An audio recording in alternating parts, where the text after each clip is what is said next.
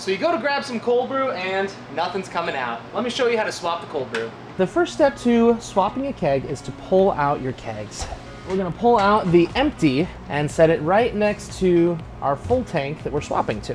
When swapping kegs, I like to first start off with lining the kegs up and then turning off our gas. So we're gonna turn the gas off using this handle at the bottom of the regulator. You could also use the tab on the top of the regulator to turn the gas off. At Blue House, we use a Cornelius style keg, or Corny keg for short. This has a ball lock bearing pin.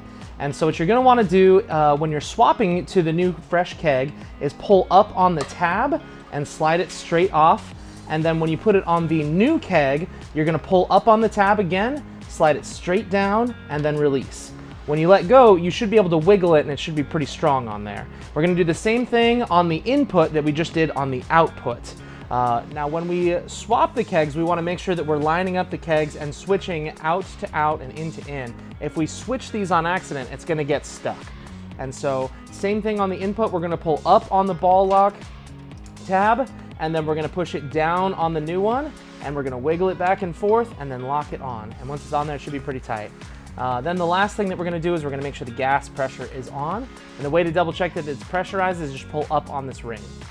The last step before you put the cold brew kegs away is to double check that the cold brew is pouring. And so, there we go right there.